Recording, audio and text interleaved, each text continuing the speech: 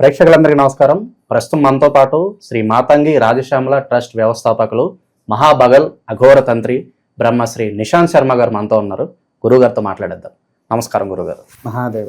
గురుగారు, జూన్ మాసంలో మీనరాశి వారి పరిస్థితి ఏ విధంగా ఉండబోతుంది? ఎలాంటి జాగ్రత్తలు, రెమెడీస్ వీళ్ళకి ఎలా అవసరం అంటారు గురుగారు? ఒక విషయం ఏంటంటే, పాపం మీనరాశి వారికి ఇప్పుడే ప్రారంభ దశలో సాడే సాధ అనేది ఏళ్ళ నడిచిన ప్రారంభం అవుతుంది. ఏడేళ్ళ నడిచిన ప్రారంభం అవుతుంది. పైగా ఇంకోటి ఏంటంటే, ఉగాది సందర్భంలో షష్టగ్రహ కూటమి వీరికి సంబంధించే వచ్చింది. ఈ రాశి వారు ఏది ముట్టుకున్నా, బంగారాన్ని ముట్టుకున్నా అది నల్ల బొగ్గు కింద మారుతూ ఉంటుంది. పాపం వీరికి ఏది ప్రారంభం చేయాలనుకున్నా నష్టంలోనే ఉన్నారు తప్ప ఆదాయ పరంగా వీరికి అంతగా సక్రమంగా అయితే లేదు. విన్నారా? కాకపోతే ఏంటి అని అంటే, ఒకవేళ వీరు ఏమన్నా చెయ్యాలి అని ఆలోచన వచ్చింది అని అంటే, వీరి పేరు మీద కాకుండా వాళ్ళ భార్య పేరు మీద కానివ్వండి, వాళ్ళ పిల్లల పేరు మీద కానివ్వండి, కొత్త ఇల్లు కానివ్వండి, వ్యాపారం కానివ్వండి, వాళ్ళ పేరు మీద చేపిస్తే వాళ్ళకుండే గ్రహ అనుకూలంగా మీకు మారి మీకు విజయాన్ని అయితే చూపిస్తుంది. సో వీళ్ళ పేరు మీద ఏమున్నా చెయ్యకూడదు. అసలు ఇంకా నష్టాలకు మూల దారి తీసే మాసం ఏదయ్యా వీళ్ళకు అంటే ఈ విశ్వావసనామ సంవత్సరం మొత్తము అని అంట. ఒక్క మాసం అని చెప్పట్లే, అన్ని మాసాలు అని చెప్పవచ్చు. కాకపోతే ఒక్కటేంటి అంటే, మీనరాశి వారికి పూర్తిగా ఆరోగ్యంగా, ముఖ్యంగా క్యాన్సర్ అటువంటి వ్యాధులు ఉంటాయి చూసారా, అవి సోకే అవకాశాలు బాగా ఉన్నాయి. ఓకే. సో చిన్న చిన్న వ్యాధులు కాకుండా డైరెక్ట్ క్యాన్సర్ పెద్దవే, అంటే ఎగ్జాంపుల్ గా చెప్తున్నా, క్యాన్సర్ అని పెద్ద వాటివే వస్తూ ఉంటాయి వీరికి. విన్నారా? ఇది అన్నట్టుగాను కూడా కాకుండా ఇంకా చాలా రకాలుగా ఉన్నాయి వీళ్ళకు వ్యాధులు. ఎందుకంటే శని ప్రారంభమైన దశలో ఎవరిని ఎటువైపు కొడతాడా తెలియదు, ఏ రకంగా కొడతాడా తెలియదు. వాడు శని ప్రారంభం అవగానే గురుగారు, మొదటి దశలో తగిలే దెబ్బ అంటే మనిషికి ఏం తగులుతుంది? జనరల్ గా ఆరంభం అయిన వెంటనే కూడా మొదలు ప్రారంభం అయ్యేది అంటే ఆర్థిక పరంగా నష్టపోతూ ఉంటారు. ఆర్థికంగా తర్వాత మన ఆరోగ్య విషయాల్లో దెబ్బతినే అవకాశాలు బాగా కనిపిస్తుంది. అవి అసలు ఎలా అంటే మనం చెప్పడం కూడా అసాధ్యం. ఆరోగ్యాలు ఎటువంటి నష్టాలు తీసుకువస్తాడు అనేటువంటి. తర్వాత ఇంకొకటి కూడా ఏంటి అంటే, రాజకీయ రంగంలో ఉండేవారికి అసలు ఏది సాధిద్దాం అనుకుంటారో అది సాధించలేక మౌనంగా ఇలా కూర్చొని ఉండాల్సి వస్తుంది. పోలీసు శాఖ కానీ అవి కూడా పోయే అవకాశాలు ఉంటాయి. ఎందుకంటే మౌనంగా ఉంటే ఏం చేస్తాడు పాపం, ఏం చెయ్యలేడు. మన పోలీసు కానివ్వండి, సైనిక శాఖ కానివ్వండి, వీరికి ఏంటి అని అంటే అంతగా అనుకూలంగా అయితే లేదు. వీళ్ళు ప్రమోషన్ కోసం చూస్తూ ఉంటే అది డిలే అయిపోతూ ఉంటుంది. ప్రమోషన్ల కోసం ఎదురు చూసే పోలీస్ ఆఫీసర్లు ఉన్నారు కదా, వారికి కాస్త డిలే అయిపోతూ ఉంటుంది. తర్వాత డాక్టర్ పరంగా ఉండేవారికి అనుకున్న దానికంటే వారు ఎంతో పేరుగాంచిన డాక్టర్ అయినా కూడా కింద పడిపోయే అవకాశాలు 100కి 100 ఉంది. విన్నారా? డాక్టర్లు కూడా ఆచితూచి వ్యవహరించండి. తర్వాత విద్యార్థులు అస్సలు చదవరు, చదువు జోలి పట్టించుకోరు, పుస్తకాలను తీసి బయట పడేస్తారు, ఆడుకోవడానికి వెళ్తూ ఉంటారు. చిన్న చిన్న పిల్లలైతే, ఇంకా పెద్దవాళ్ళైతే ఫ్రెండ్స్లతో సినిమా షికార్లు అది ఇదని చదువు కూడా మానేసుకొని టూర్లకని అలా తిరుగుతూ ఉంటారు. దయచేసి తల్లిదండ్రులు మీ పిల్లల యొక్క విషయంలో శ్రద్ధ వహించండి. ఈ పిల్లలకు కూడా మరకత గణపతి కానివ్వండి, పగడ గణపతి కానీ వేస్తే చదువు పరంగా వారికి కాస్త ఉన్నత విద్య రావడానికి అవకాశం ఉంటుంది. ఇంకొకటి వచ్చేసేసి ఏంటి అని అంటే, సినీ రంగంలో ఉండే ప్రతి ఒక్కరు కూడా ఆచితూచి వ్యవహరించండి. మీరు చేసే షూటింగ్ల మధ్యలో మీకేదో ఒక ఆటంకం వచ్చి ఆగిపోయి మళ్ళీ దాని గురించి ఆర్థిక నష్టాలు పడేసి అందరి చుట్టూ తిరగాల్సి వస్తూ ఉంటుంది. దయచేసి జాగ్రత్తగా ఉండండి.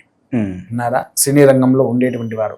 తర్వాత ఇంకో విషయానికి వచ్చేస్తే, రియల్ ఎస్టేట్ ప్రకారంగా విన్నారా, సంతాన పరంగా, వివాహ పరంగా ఎదురు చూసే వాళ్ళకు కూడా అనుకూలంగా లేనే లేదు. ఎంత సమయం పట్టొచ్చు అంటారు గురుగారు? శుభకార్యాలు వీళ్ళకి కొంచెం జరగాలంటే అనుకూలంగా ఉండాలి. చాలా సమయం పడుతుందండి. ఎందుకంటే ఇప్పుడే సాడే సాధ ప్రారంభ దశలో ఉన్నారు. వారికి ఖచ్చితంగా సంవత్సరంన్నర దాని ఫలితం చూపిస్తుంది. తర్వాత మళ్ళీ 4 సంవత్సరాలు బాగానే ఉంటారు. ఎంత సంపాదించాలో ఈ 4 సంవత్సరాలు అంత సంపాదిస్తారు. మళ్ళీ ఇదంతా ఆఖరి సంవత్సరంలో ఎంతైతే సంపాదించాలో అదంతా ఒక్కొక్క కుప్ప రాలిపోతూ ఉంటుంది. ఆ మిగిలిన సంవత్సరంలో అదొక్కటి చూసుకుంటే సరిపోతుంది. కాకపోతే వీరు చెయ్యవలసినటువంటి ముఖ్యమైన విషయం ఏంటి అని అంటే, ఎక్కువగా దేవాలయ దర్శనాలు, అన్ని దేవాలయ దర్శనాలు చేసుకోవడం చాలా ఉత్తమమైనటువంటి మార్గము.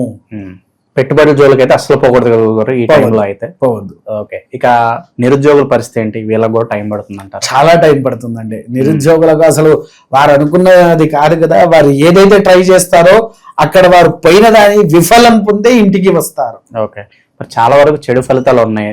ఏం చేసినా కూడా ముందుకెళ్లే పరిస్థితి లేదు కాబట్టి మానసికంగా కృంగిపోతూ ఉంటారు కదా. వీళ్ళ మనస్తత్వం ఎలా ఉంచుకోవాలి ఈ పీరియడ్ ఆఫ్ టైంలో వీళ్ళకంతా కూడా?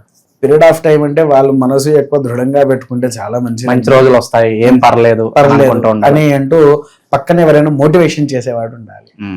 ఆ మోటివేషన్ ద్వారా వీళ్ళ మైండ్ అనేది సెట్ అవుతూ ఉంటది.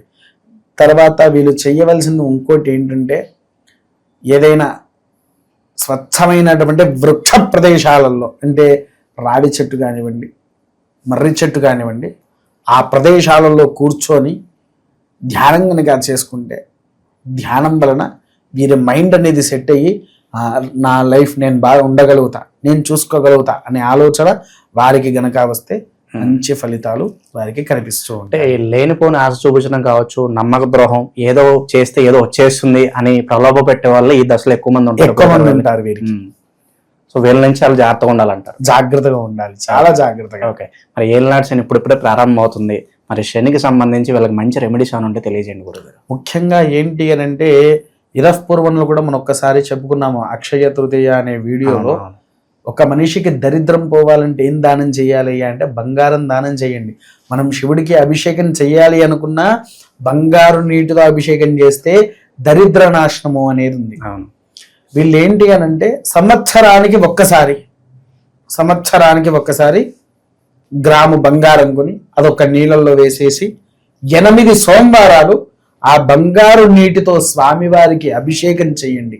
అభిషేకం చేసిన తర్వాత ఆ బంగారాన్ని మీకు నచ్చిన బ్రాహ్మణుడికి ఎవరికైనా తీసుకుపోయి దానం చేసినటువంటి ఎడల మీ దగ్గర ఉండేటువంటి ఆ శని ప్రభావం తగ్గిపోతుంది.